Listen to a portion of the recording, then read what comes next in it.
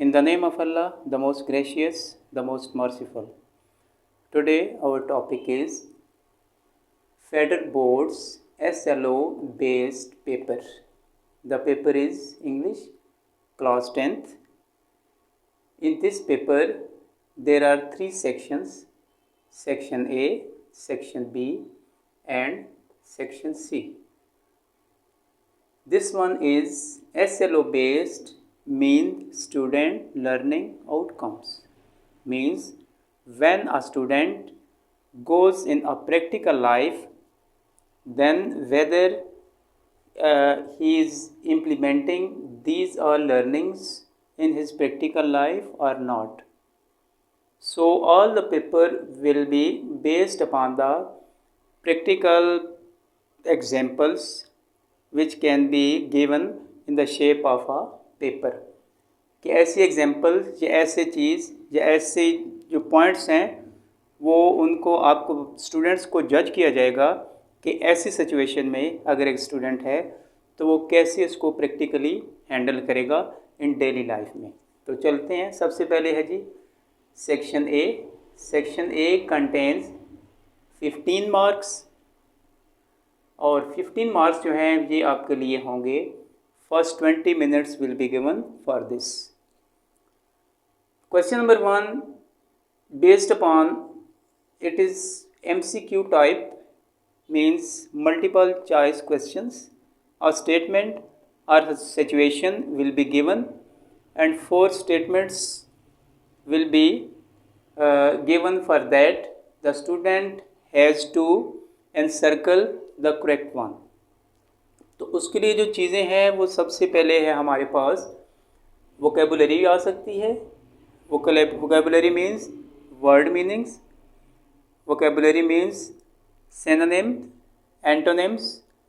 Vocabulary means its spellings, and you may say connotation and annotation.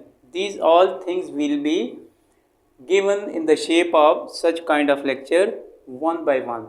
This is an introductory lecture about the English paper class 10th. So here I am going to just give you a glimpse of all these things. So vocabulary आपको clear होगी। Then this one is the critical thinking to interact with the text. A short sentence will be given. The students will be asked to answer or to correct the situation that has been given over there. एक statement होगी या एक line लिखी हुई होगी और उसमें से कुछ ऐसी रेलेवेंट चीज़ मिस होगी जो नीचे 4 में दी हुई होगी। आपने वो जो रेलेवेंट चीज़ है उसको यहाँ पर टिक करना है और उसको क्रिटिकली जो स्टेटमेंट है उसको ऑब्जर्व करके उसमें उसको एनसर्कल करना है।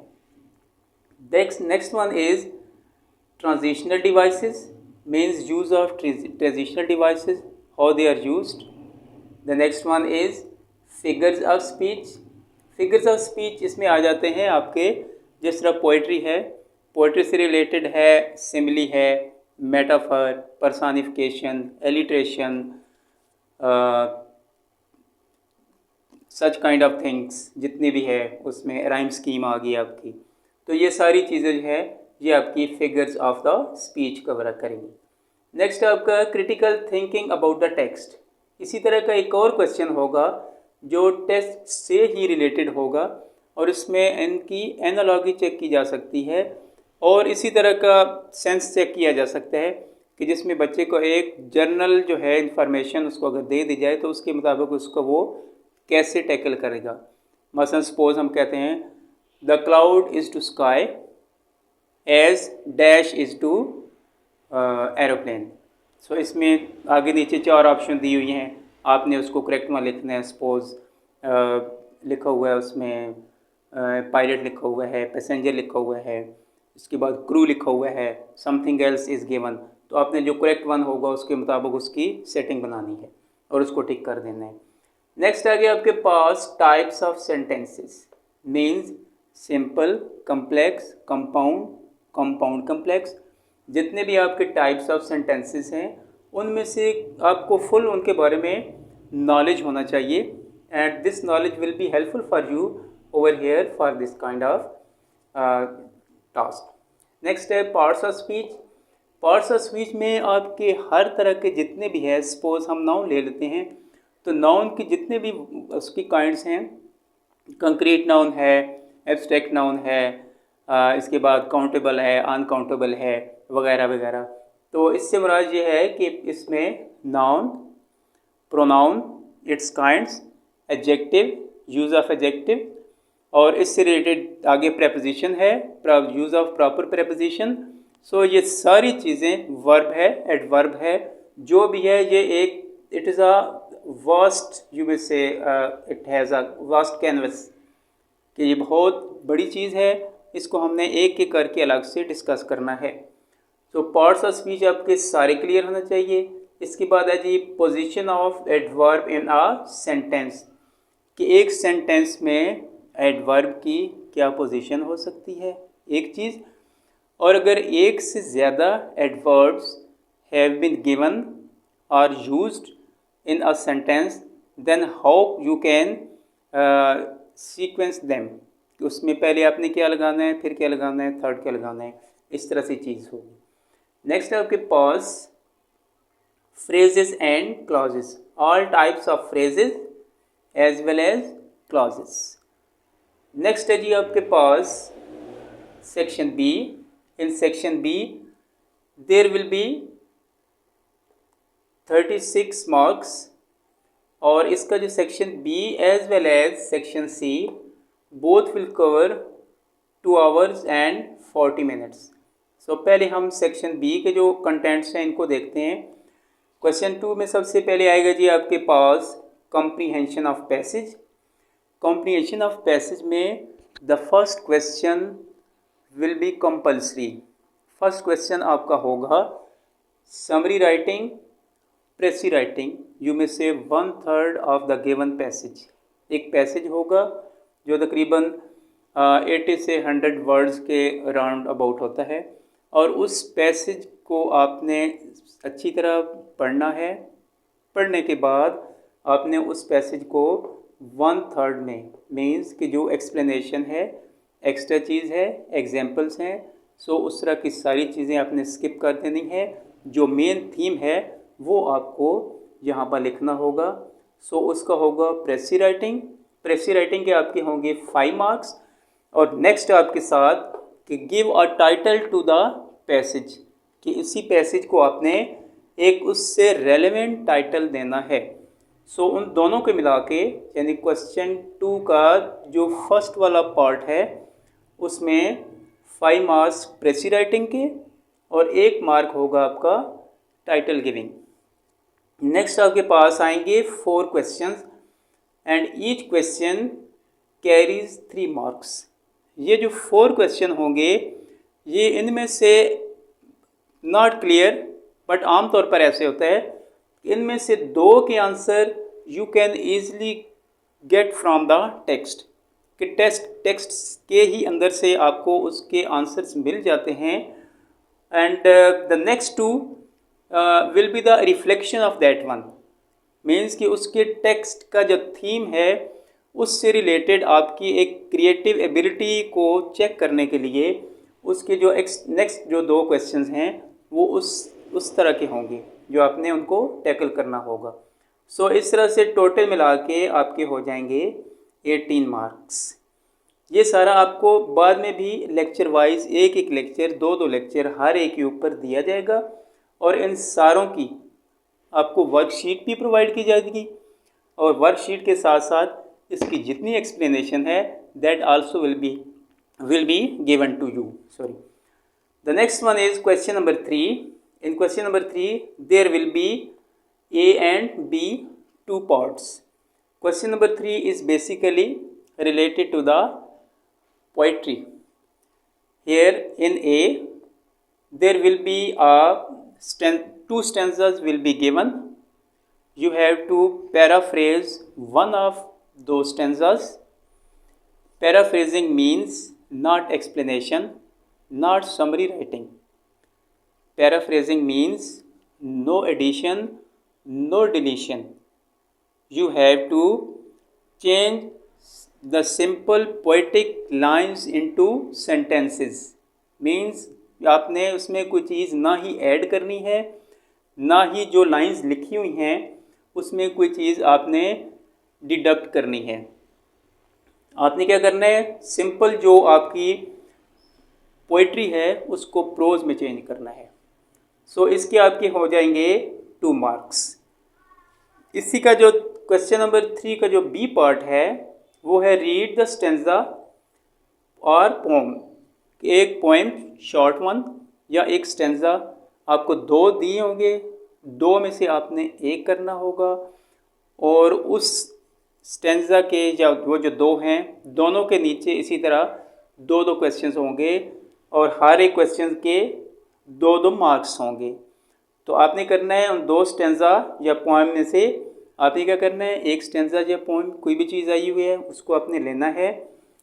एक क्वेश्चन जो 2 मार्क्स का होगा वो रिलेटेड टू होगा जो आपका फिगर्स ऑफ स्पीच है, मीन्स पोएम होगी या स्टेंजा हो गया, उससे रिलेटेड कोई आपका आ सकता है, राइम स्कीम आ सकती है, यूज़ ऑफ सिमली आ सकता है, यूज़ ऑफ मेटाफर आ सकता है, point out simile, metaphor, alliteration, personification या इसी तरह कोई और पोएटिक जो डिवाइसेस हैं जो पोइट्री में यूज़ की जाती हैं वो आपको आ सकता है कि उनको पॉइंट आउट कर दें या उनको बता दें कि वो कहाँ पर यूज़ हुई हैं, उनकी एग्जांपल्स भी बता दें। नेक्स्ट आ जाता है दूसरा जो क्वेश्चन है इसी से रिलेटेड, ये तो 2 मार्क्स का पहला हो गया जो पोएम से उसकी फॉर्मेशन से रिलेटेड होगा। दूसरा जो क्वेश्चन है वो आपका होगा पोएम के थीम से रिलेटेड, यानी you have to write the theme और the summary of the given poem और स्टेंजा, कि आपका जी पोएम या जो आपने उससे क्या उसका निचोड़ है या उसमें क्या चीज़ आप समझते हैं, what you can derive from this all. तो वो ये वाला यहाँ पर इस तरह से। नेक्स्ट आए आपके पास है number 4। Question number 4 contains 3 parts. Number A में आ जाएगा करेक्ट यूज़ ऑफ टेंसेस, यानी टेंसेस से मुराद है all types of tenses. In tenses में आपका correct use of verb of course सबसे जो पहली चीज़ है वही आ सकती है, और या कोई टेंसेस से रिलेटेड और कोई एक्स्ट्रा है उसकी फॉर्मेशन है वो आ सकती है। लेकिन आपका जो करेक्ट यूज़ ऑफ वर्ब है वो fully you must be well versed, उसको आपको फुल नॉलेज होना चाहिए कि कौन सा वर्ब इस्तेमाल होता है कौन से टेंस के लिए, एक चीज़। इसके बाद अगर कोई क्लॉजेज़ या फ्रेजेस इस्तेमाल हो गई हैं तो उनमें उन क्लॉजेज़ में आप उनको किस तरह से कंपैरेटिवली उनकी जो कंपैरेटिव यूज़ ऑफ वर्ब होता है उसको चेक करना है। इसके बाद नेक्स्ट होता है कि यूज़ ऑफ वर्ब जिसमें आप कहते हैं कि subject verb agreement, that is very important. वो ये 3-4 चीज़ें इसी से रिलेटेड होंगी, यहीं पर चेक की जाएंगी। ये आपकी प्रैक्टिकल लाइफ में हर जगह पे आता है और आमतौर पर प्रॉपर यूज़ ऑफ वर्ब नहीं होया हुआ होता। तो ये आपका वो वाला है जिसमें आपके कितने होंगे 4 मार्क्स। नेक्स्ट पे आ जाएं, आपका पास नेक्स्ट है जी बी में आपके पास आ जाएगा narration. Narration can be situational, narrational can be sentences based, यानी ऐसे आ सकता है कि या तो एक सिचुएशन दी गई है और उस सिचुएशन में the sentences that are direct they are made in bold, यानी उनको बोल्ड कर दिया जाएगा। You have to change those bold sentences into indirect form, एक ये पॉसिबल है। दूसरा ये है कि डायरेक्ट ही सेंटेंसेस लिखे हुए हैं डायरेक्ट फॉर्म में और आपने उनको इनडायरेक्ट में चेंज कर देना है, यानी उसमें सिचुएशन क्रिएट नहीं की हुई होगी। सिचुएशनल से मुराद है एक पूरी की पूरी शॉर्ट स्टोरी टाइप या एक छोटा सा एक इवेंट लिया हुआ होगा उसमें वो सारी चीज़ आई हुई होगी। ये भी आपको सारे का सारा उसी तरह फिर वर्कशीट्स के ज़रिए आपको एक्सप्लेन किया जाएगा, एवरीथिंग विल बी। नेक्स्ट है जी सी, डू एज डायरेक्टेड, मीन्स के आगे नीचे स्टेटमेंट्स होंगी, उन स्टेटमेंट्स के आगे ब्रेसेस में कुछ ना कुछ आपको हदायत दी हुई होंगी। You have to change these sentences according to the given instructions given in the braces. Suppose ये आ सकता है make declarative sentences into affirmative और negative. ये हो सकता है कि make them into interrogative, exclamatory and imperative sentences. ये सारी चीज़ें हैं, यानी एक सेंटेंस को आपने दूसरे में कैसे लेके आना है. मे बी कि एक लिखा हुआ हो आपने उसको वॉइस चेंज करना हो, वॉइस वर्सा टाइप इस तरह से आ सकते हैं. नेक्स्ट है जी आपके पास सेक्शन सी. सेक्शन सी आपके पास आ गया 24 मार्क्स का. इसमें आ जाएगा जी आपके सेक्शन सी में फर्स्ट ऑफ ऑल है application writing. Application means application, formal application which you will write to your boss, to the head of departments. So उस तरह की एप्लीकेशन जो कि रोज़मर्रा ज़िंदगी में हम लिखते हैं, उस तरह की एप्लीकेशन आ सकती है. या फिर क्या आ सकता है, लेटर टू एडिटर और ईमेल राइटिंग. यानी सारे ये वाला पोर्शन आपका फॉर्मल राइटिंग पर डिपेंड करेगा. इसमें आप क्या क्या करेंगे, इसमें आपने ये करना है कि you must know about the इसका जो फॉर्मेट है उसको आपने क्लियर करना है. फॉर्मेट आपको मुकम्मल तौर पर बताना चाहिए कि इसका फॉर्मेट क्या है. But format is not enough. It is not possible if it contains 8 marks and you have just written the format and you will think that it is enough, you will get 4 or more than 4 marks. No. Format के साथ साथ आपने इसके related जो भी इसका subject आपको दिया जाएगा उस सब्जेक्ट के मुताबिक आपने इसके क्या करना है, इसका मटेरियल प्रोवाइड करना है.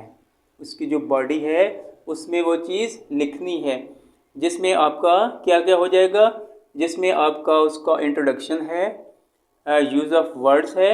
इसके बाद अगर थीमेटिक है या कोई कोहेरेंस से वाक़या चल रहा है, कोई ऐसी चीज़ है तो आपने उसको कैसे स्टार्ट लिया, उसका एंड कैसे है, ये सारा कुछ यहाँ पर तीनों में, क्योंकि ये फार्मल है तो आपकी हर एक चीज़ उसके मुताबिक फार्मल राइटिंग के मुताबिक चेक की जाएगी.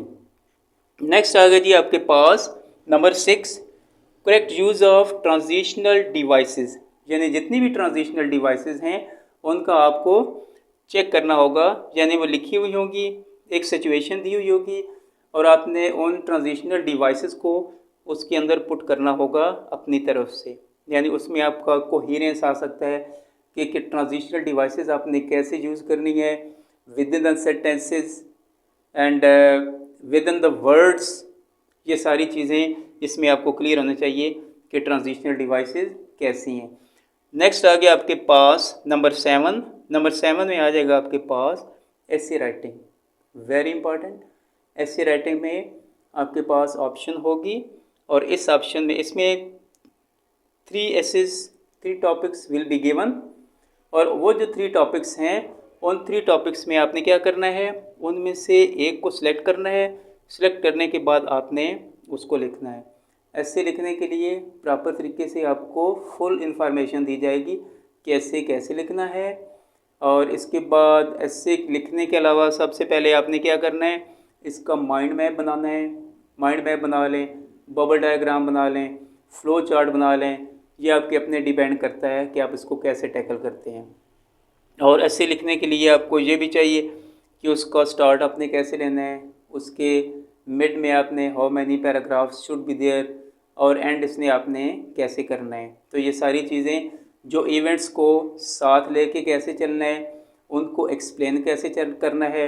इसके बाद what is a topic sentence क्या होता है, ये सारी चीज़ें आपको ऐसे राइटिंग में भी बताई जाएंगी और आपने यहाँ पर इनका ध्यान भी रखना है. तो ये है जी आपका ऐसे राइटिंग में आपके हो जाएंगे 10 marks. So please watch the video and then share it for the other students. Thank you very much. Assalamu alaikum.